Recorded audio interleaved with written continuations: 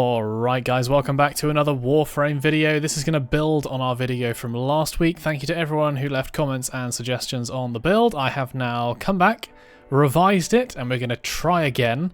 And this time, hopefully, we'll be able to see a guaranteed limb shot with all yellow crits. So if it's orange crit, I'm not interested because I want to know that it can guarantee a one-shot against the Hydralisk limbs. That's what we're building for.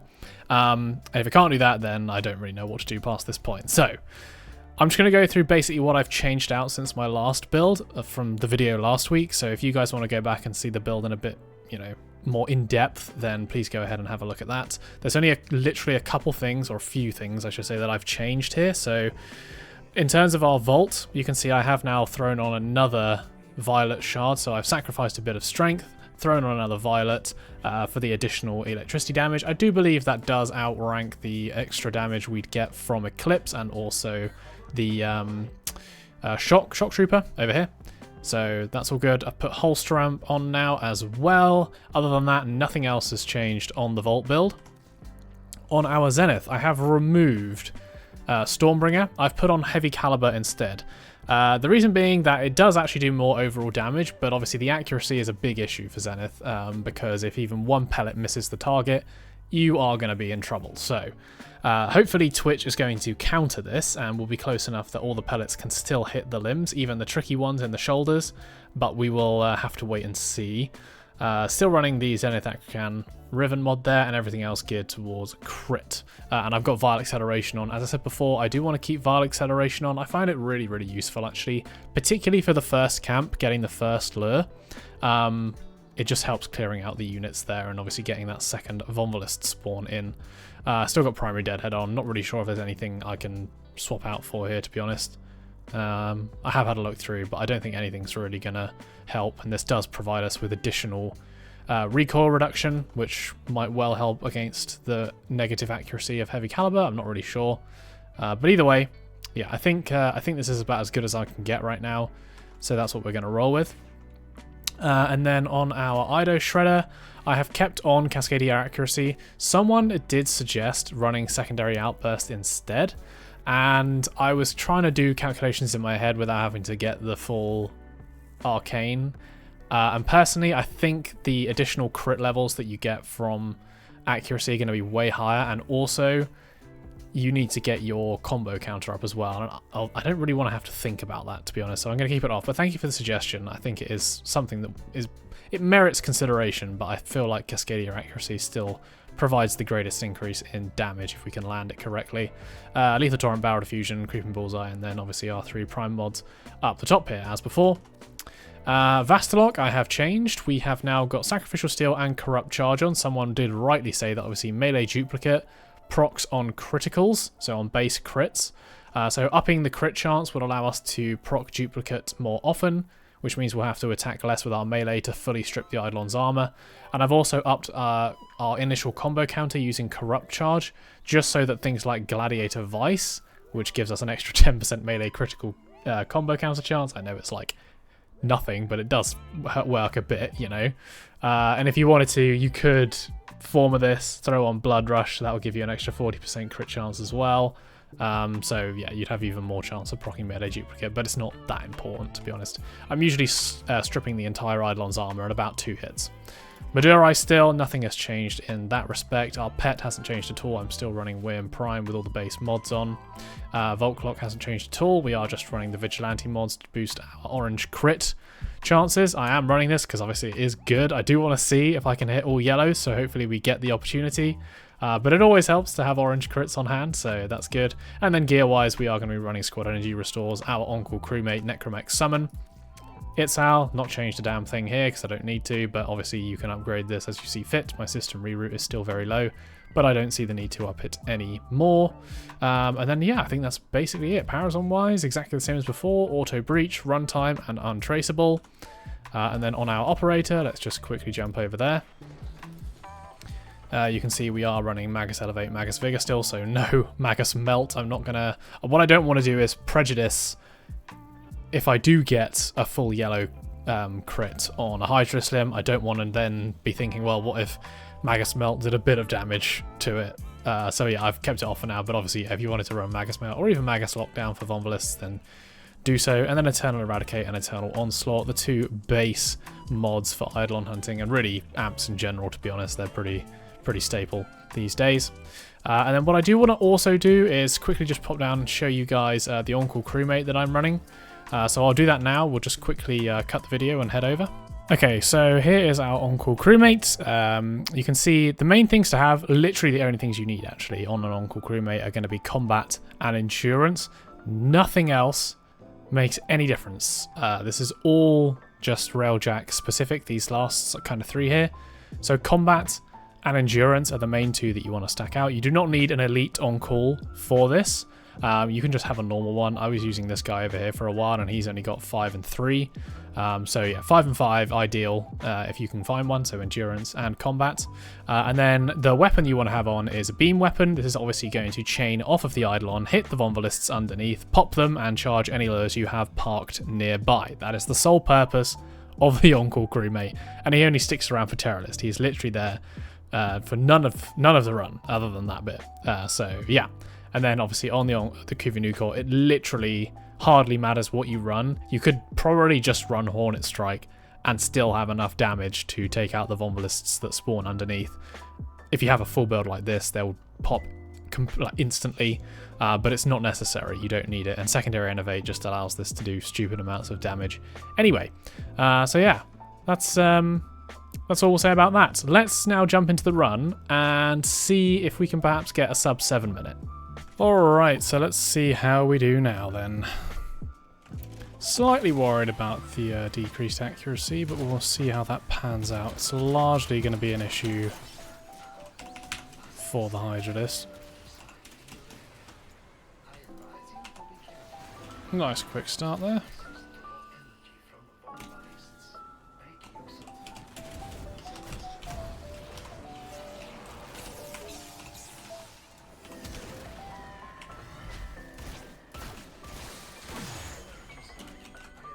Okay, looking slightly less rusty than before.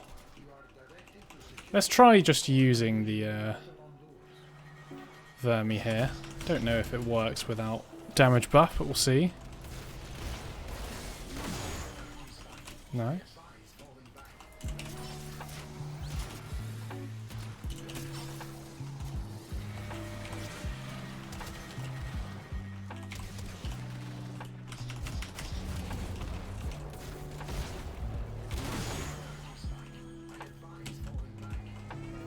Get those lures over this time.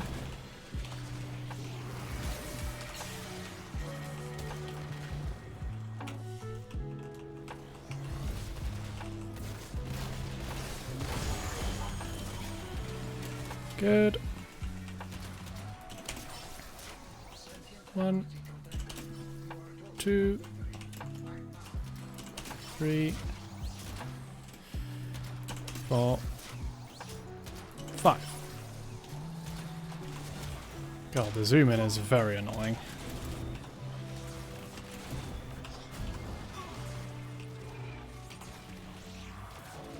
Actually, that was a bit early. Whoopsie. Make sure we've got our Ido Shredder out.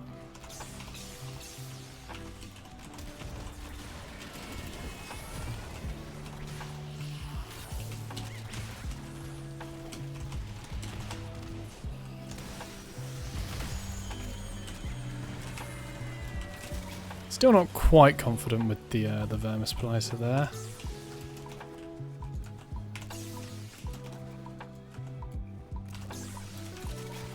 Let's go for a long one as well, why not? I think there is a bit of an issue with knockback at the moment, but we'll try an air shot just in case.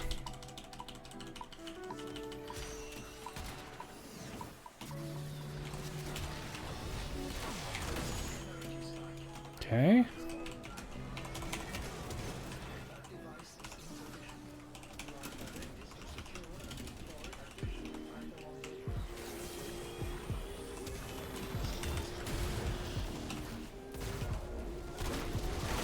Ooh, that was a bit rough. Wasn't really paying attention to what was happening.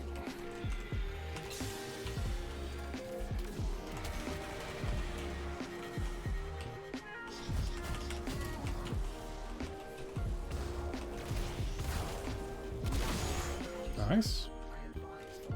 Okay, that was all yellows, so Gant looks alright. This one will be guaranteed, because got 2 shields.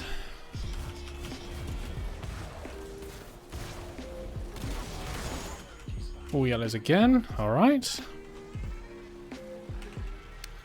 I can leave that there, can I? Yeah.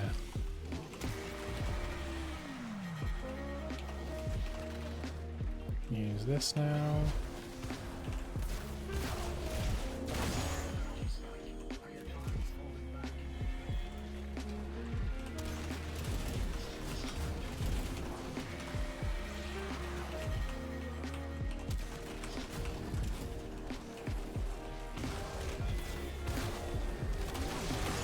Bit early, but it's fine. That wasn't too bad. One rough limb, one semi-rough limb. I think we'll be fine.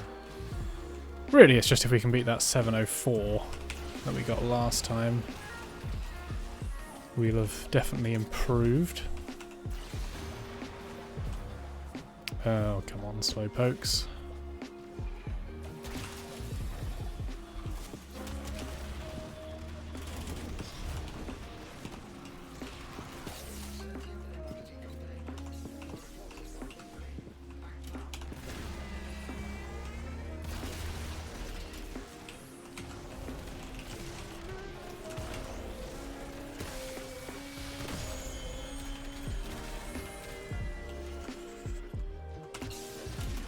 Okay.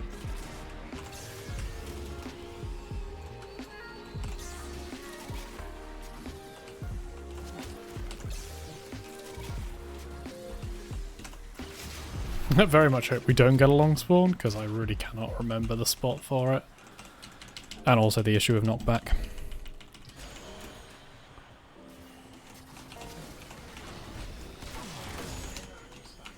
Instance. Very nice. Alright, now for the true test though.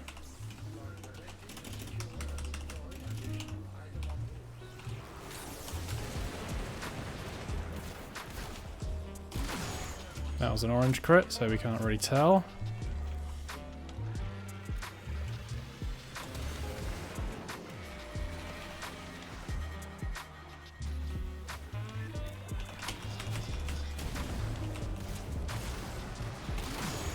Orange crit again. I mean, it's nice, but it'll be good if we maybe didn't get an orange crit.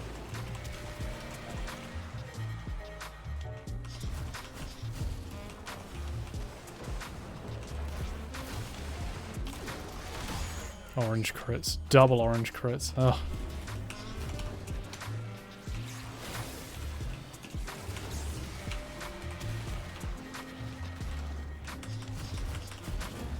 Come on, give us all yellows on one. All yellows. Okay, that was a one shot with all yellows. So this definitely does work on all of them, which is good to know. Are we in for a 658?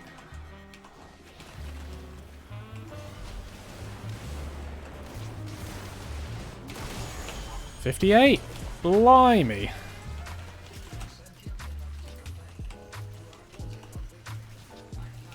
Well, yeah, that was pretty good. A 658 I would consider above average for a solo run. And yeah, did we use too many? We used 5 energy restores, so that's not too bad. I do wonder if we could amend the build a bit, you know. I think someone did say in the comments last week about using energy pads, you know, if you're going to use energy pads, why bother having Energize or like that on in the first place? But to be honest, I do like reducing the amount of pads that I have to use. So, yeah.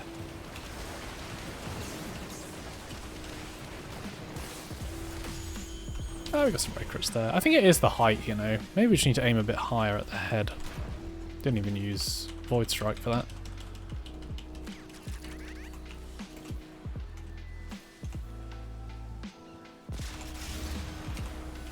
Whoop. Oh, that was bad. That was terrible. Whoopsie. 8:04 total time. Very nice. Alright, let's regroup. Alright, so compared to my previous run, that one felt a lot smoother. We did manage to do sub 7, 658 there, so not too shabby at all. There were a few little bits where we slipped up slightly with breaking the limbs, and, you know, the swaps were a bit slow, but all in all, a pretty decent run. And yeah, I think this build is what I'll be sticking with for the foreseeable until they obviously change something again, or they drop the ribbon disposition of Zenith. Although, to be honest, I'm not sure even many people use it anymore because Eidolon hunting's gone down the toilet. So maybe the Zenith disposition goes up. Who knows? We'll see. But either way, yeah. Thank you guys for all the suggestions in the previous video. Really appreciate that. If you have any more, you can leave them down in the comments below. Always happy to read through those. The main one I would be interested in is the secondary. I know like the Ido Shredder is a bit outdated, to be honest. You know, the Vermisplicer build, it's a really old kind of method of taking out the Eidolons now, and there are probably better weapons, so that's the kind of main one I'm interested in. And also Zenith, whether or not there are any mods that I'm not thinking of. I was thinking maybe like Cannonade, but I know that's for semi-auto triggers, and even though this has a semi-auto trigger, it also has auto, so we can't use it, which sucks. But yeah, let me know your thoughts. I mean, I'm even thinking maybe does Hammer Shot work here instead? I'm pretty sure that's not going to provide anywhere near the level of damage, considering it'll only up our crit multiplier by about 1.5, I think. Let's have a look. Yeah, so we're up to 11.4 rather than 9.9. So in percentage terms, that's not a huge increase. Whereas heavy caliber, you know, we're up in terms of our total damage a good kind of 3, well, we're at least kind of 80-90% increase. So yeah, I don't know. Let me know your thoughts down in the comments below, guys. But yeah, I think this is the build we'll be sticking with. It's able to one-shot. The extra Violet Shard, I think, is probably the key benefactor of the build. So yeah, go nuts, guys. Go nuts. Obviously, this is personal preference. I always say this. Do your own thing, whatever works for you. I'm not going to tell you how to play the game. But yeah, this is just what I found to work, and it does feel quite smooth still, and allows me to use the Zenith. Maybe I'll try and do one with a long spawn and get that uploaded just to see if it can still work through the floor. But yeah, otherwise, if you guys did enjoy, please leave a like and subscribe, and I will catch you in the next one.